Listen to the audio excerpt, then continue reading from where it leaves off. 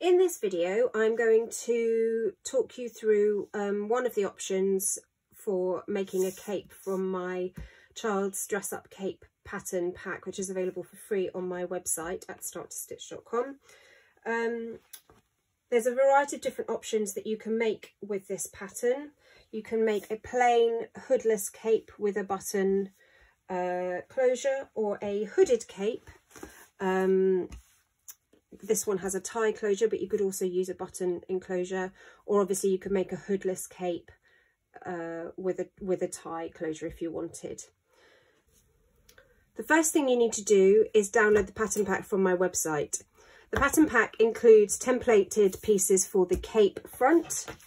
It also includes a template for the hood, and it also includes a template for a tie fastening if you don't want to use the a button or Velcro fastening on your cape, if you want to make your cape more traditional. There are also a number of shapes, template shapes for creating designs. So from the templates in the pack, you can make witches, wizards, superheroes, personalized superheroes, and anything else. There's also a mask shape as well. I'm going to make two separate videos to demonstrate this with two different capes. So it will depend very much on which what style you want to make. In today's video, I'm going to make a hooded, tie fastened wizard's cape out of two different shades of blue polyester satin. This is very cheap polyester satin from eBay, £2.99 a metre, and the cape is designed to be cut out of one metre linear length of satin. So you need 2 meters because it's lined, but that still works out as a fairly inexpensive cape. In this video, I'm going to show you how to use the elements in my cape pattern pack available on my website for free, which I will link in the comments, to make a hooded tie front wizard's cape, which could also be reversible if you wanted to, although I'm not going to make it fully reversible for this demonstration. So I've cut 2 pieces each, 2 mirrored pairs of the lining and the main fabric. I've cut 2 mirrored pairs of the tie front, also in the lining and the main fabric, and I've cut 1 shape each of the cape piece on the fold, also in the lining and the main fabric. And I have also used the pattern pack to cut templates for a crescent moon and some stars to make my wizard nice and wizardy. So the first thing that you are going to do is assemble the hood. There are some balance marks on the pattern pack just to help you with alignment on the pattern piece, you can see, so don't forget to cut those notches, balance marks in. And the first thing that you're going to do is to stitch both of the hood pieces together down the curved edge. So that is from the top of the hood piece down back to the curved edge to the bottom edge of the hood, which is where you will attach it to the cape. There's a little notch in there. There's a little notch in there, and you can do that on both pieces. Once you've done that, you're going to turn your hood's pieces the right way round and give them a press just to get that curve really nicely established in your stitching. And then you're going to turn your outer the wrong way round again and slip your lining inside it so they're right sides together. Line the seams up at the long straight edge, so not the short straight edge, but this longer one, which is the hood opening. Just line them up and pop a pin in there. Now I would normally say to press those seams open, but I think for this garment it doesn't really matter, and so what I would do is just offset them so that you don't get too much bulk on one side. So have one folded one way and one folded the other, but make sure that your stitch line is aligned. And then pop a few pins just to secure along that long open edge.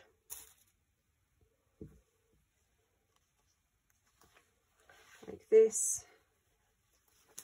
It's very, very slippy, this satin, so it does have a tendency to move and slip about. But it is quite forgiving once you've popped a steam iron on it, so don't get too het up about that. It's very, very cheap, but it's perfect for kids' fancy dress. So once you have pinned that long straight edge around where the hood opening will be, you're going to do another line of stitching just from the bottom all the way around with a 1 cm seam allowance like everything else, and then turn it through and give it a press. So here is my hood.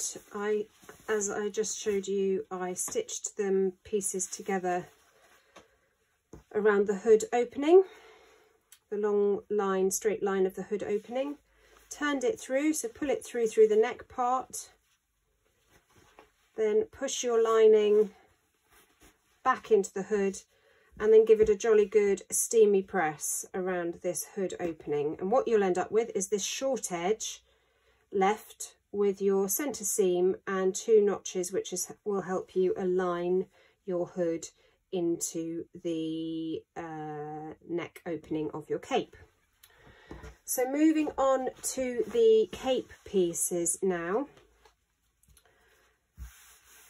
The first thing you're going to do, and it's really, really important for, especially if you are inserting the hood, is stay stitch around the inside neckline of your 2 cape pieces. So the lining and the outer. And a stay stitch is a line of straight stitching, usually a 3 to 4 millimeter stitch in length, to stabilize where you have any areas of bias and instability. This is really important, especially if you want your hood to fit nicely inside your neckline. And then once you've done that, you also need to attach your tie pieces to your ends. So bearing in mind that the tie needs to make an extended circle around the neckline, if I just pull that down, you'll be able to see that a bit clearer. The tie piece makes an extended circle around the neckline. You need to pin it accordingly, like that, and like that, and just do a 1 centimetre seam along both of those ends, on both the lining and on the fabric outer. Here I am with the stay stitching around the inside neckline of both the lining and, you can see here, also the outer piece. It is just within the 1 centimetre seam allowance, and you'll see that it just means that this doesn't bend out of shape so much. And I've also attached the tie pieces as shown previously with a 1 centimetre seam allowance, and then just press the seams open.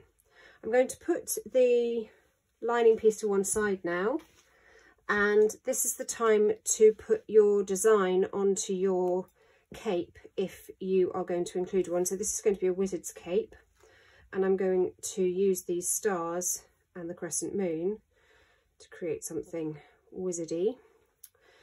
If you were making your cape reversible, and this cape will be fully reversible, but I'm not putting a design on, you would also put your design on your lining piece at this point. This is when you need to do it. I'm not putting anything on here, but if you wanted to, say, make a superhero on the other side, this is where you would put that motif. So I'm going to pin these felt shapes on and give them a stitch. I'm going to use a straight stitch because it's felt and it won't fray. You don't have to pin. Some people would prefer to use dressmaker's glue to stabilise, but I find that pinning works fine for me. So here is the finished applique. I have given it a quick press on the back to iron out any wrinkles and to set the stitching. And now is the time to attach your hood. So you have on the neckline of your hood, you have two pieces with notches. You may want to do a little line of stitching just to stitch those two together if that makes you feel more confident about this next step. But otherwise you just need to make sure that your notches are aligned on both your lining and your outer, and that they in turn align with these two notches here on the neckband. That's the first place that you're going to pin, and you're going to pin through all three layers, so the two layers of the hood and the layer of the cape outer. You then need to make sure that your hood aligns with this notch here on the neck opening, so the end of your hood will align with that notch. So pop a pin in there, and the same at this end.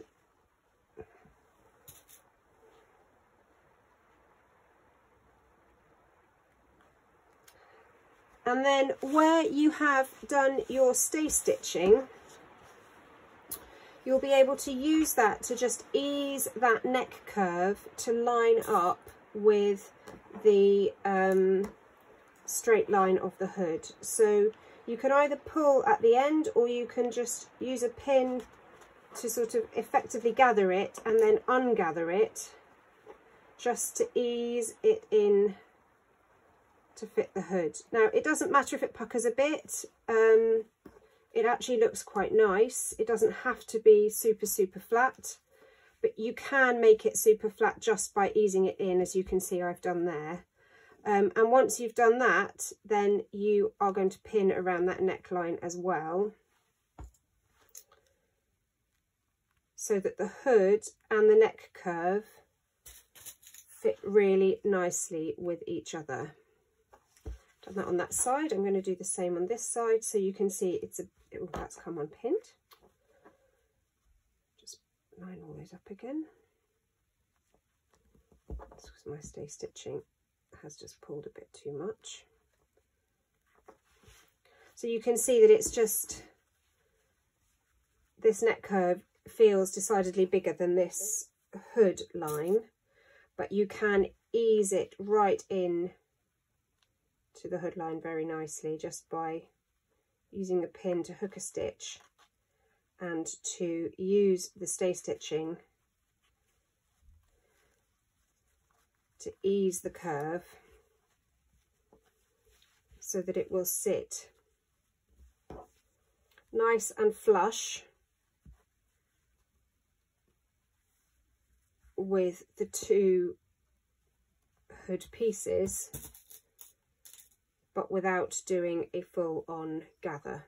If you get a few puckers, that's absolutely fine, but there isn't enough curve in the neckline to be doing a full gather, and you really don't want to do that.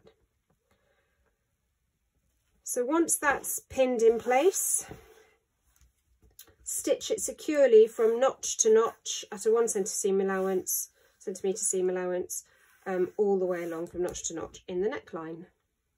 Once your hood is stitched into the neckline, you can see that I do, as I mentioned before, have a few tiny puckers, but it's really not a lot to worry about.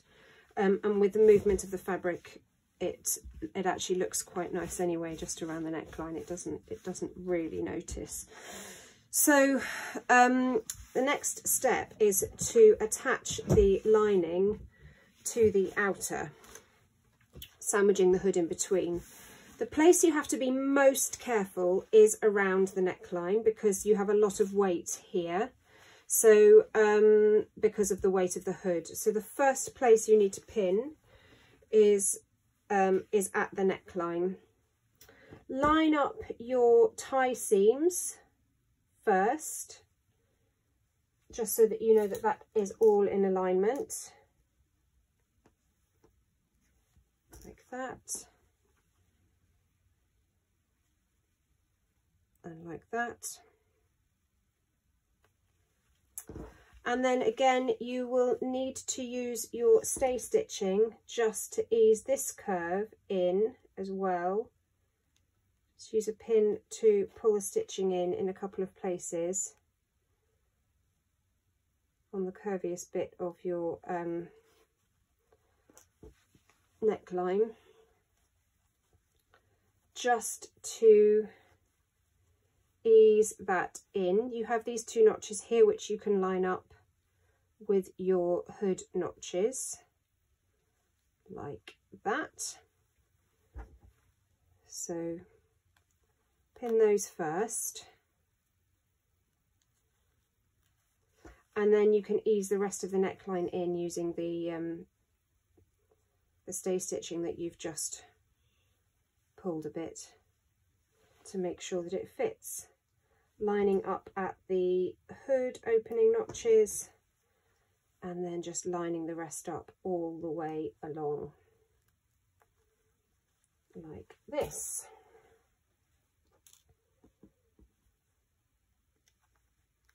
And the same on the other side. So I'm going to line up this notch here with the hood opening. Just ease very carefully around the curve.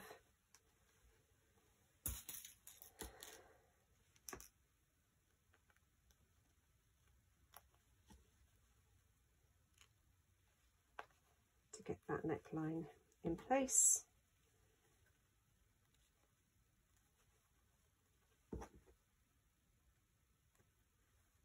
Like that. Now, once that's lined up, you can start to align, lots of extra threads there that I don't need. You can start to align the ties. So just make sure that they line up with each other, and again, pin all the way around the edge. Like that. It's hard trying to do this and keeping everything in camera.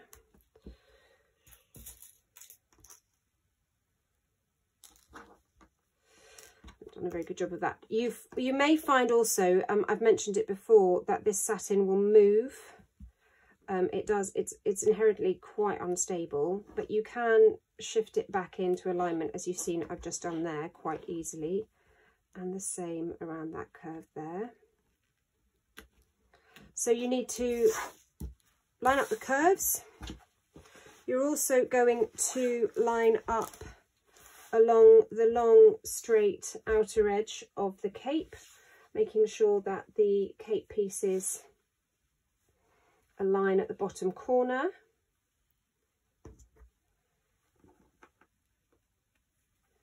And again, so what I'm finding with this is that the dark blue satin is significantly less has less movement in it than the turquoise satin. So this lighter blue satin is a lot more has a lot more movement and is stretching out more than the dark blue is. So I'm needing to rely on the bias areas of the light blue to settle it back into the correct shape and the correct curve.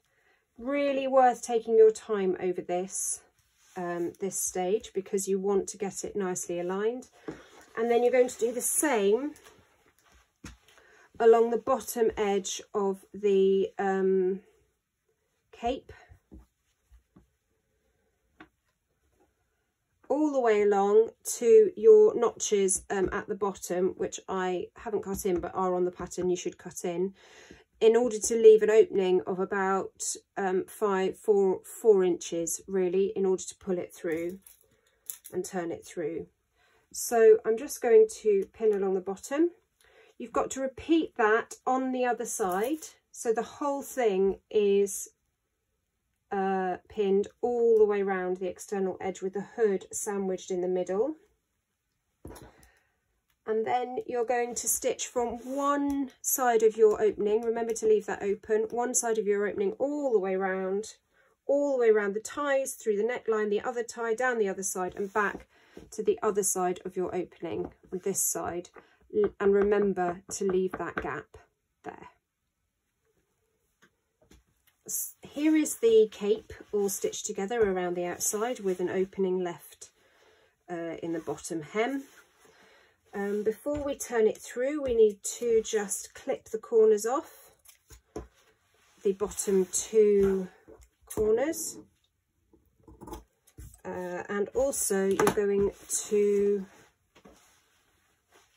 clip the corners of the ties and grade the fabric slightly so that it all goes in, you get a nice sharp point. So that grading is just cutting a bit of the seam allowance away, but not cutting it all away. I'm just going to chop that point a bit more. And then also we need to notch inside this neckline where the hood layers are all sitting, sandwiched between the fabric outer and the fabric lining. And just to remind you, the dark blue is my outer and the light blue is my lining.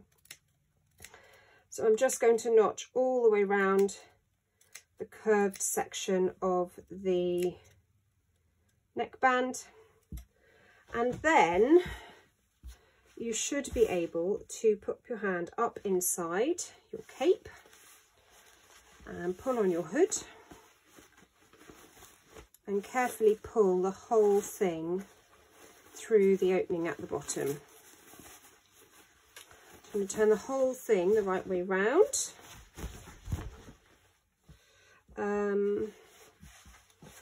Just check around the hood. So the neckline all looks fine to me. Everything is stitched nicely in place. You can just see that some of the stay stitching is visible, but you can remove that with a quick unpick afterwards. So the final thing to do is to pull out your neck ties from the inside. So that will just involve a little bit of fiddling to just pull them through.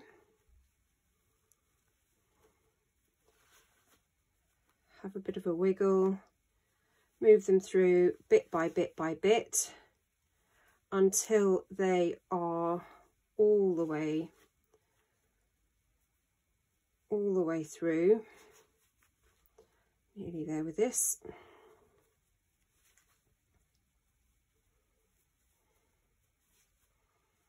Pull through, and then you can go up inside that opening in the bottom hem with a blunt implement, a chopstick or a pencil. I like to use the bull nose of my scissors,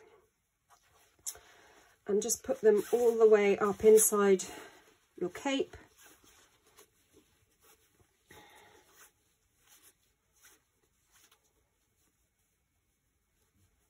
So just poke that point out. Right, once you've done that, then the whole thing needs a press, a really nice press around the neck seam where the hood is encased, around the ties, nice, good, long, proper press, steamy press. Again, pay particular attention to these corners down here. You might want to poke those out with your scissors as well, or your chopstick or a blunt pencil, but make sure that those are turned out nicely.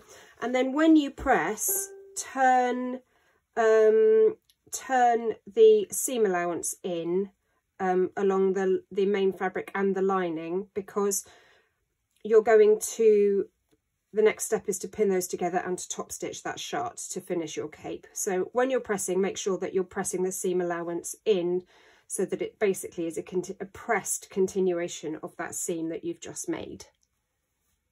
So here you go with it pressed, which you can see makes a huge difference to the way it moves and hangs and just generally feels like a really nice garment now, even though it's super cheap polyester satin. And you can also really clearly see the reversible nature of this cape. So if you didn't want to wear it as a wizard's cape, you could wear it with the pale blue side out, and it would still look like a really lovely cape. So the last step is just to seal up this bottom hem where you've pressed the seam allowances in. So you just need to pop a few pins in there to hold it shut, and you can either slip stitch by hand or top stitch on your machine. I'm going to top stitch because it's, you know, kids' fancy dress. It doesn't need to be a couture garment, and it's right at the bottom of the hem, so it's really, really, really not going to notice. And then your beautiful wizard's cape will be complete. And just to say again, if you did want to make it fully reversible with a different design, you would put your emblem or your motif or whatever it is you're putting on this side on the lining before you start to assemble the whole thing all together. Otherwise, you will be stitching through both layers, and you don't want to do that. So yes, I'll just take this over to the machine and machine these, machine this shut. This has been top stitch shut now, and you can see you have your finished wizard's cape, fully reversible, so that you could have the pale blue on the outside or the motif on the back, complete with hood and tie fastening. This pattern also allows you to make variations in other cape styles. You could do a tie fastening without the hood. You could obviously just omit the hood. I have a version here that is for a little witch. It is a plain, there's no motif, it's just a plain black hooded cape with a tie front in purple and black for a little witch. I've actually made 2 of these for both of my daughters. This one is for my smallest daughter, who's 3, and she loves purple, and then I've made one with a red lining for my elder daughter, who's nearly 7. The same pattern fits both children absolutely fine. It's obviously just a bit shorter on the 7-year-old, but in terms of the hood fit and the neck fit, it's all absolutely fine. And then you could make a hoodless one, like this one, with no hood and a button fastening, and create a superhero. And again, you could make that fully reversible, or you could just keep the lining plain. There is a separate video for making this one, which I will link to in the comments, or you'll be able to find on my channel. So if you find yourself making fancy dress capes for your children, please do share them with me on social media. I'd love to see the pattern, the designs that you're making from the pattern pack that's on my website. Tag me at Start to Stitch, or join my Facebook group Kerno Social, also linked in the comments, to share your creations in there. I'm on Instagram and on Facebook too, at Start to Stitch. And please also share this pattern with your sewing friends. I really, really, really hope that you enjoy making it. Don't forget to subscribe to my channel if you want more tutorials, and have fun with your sewing.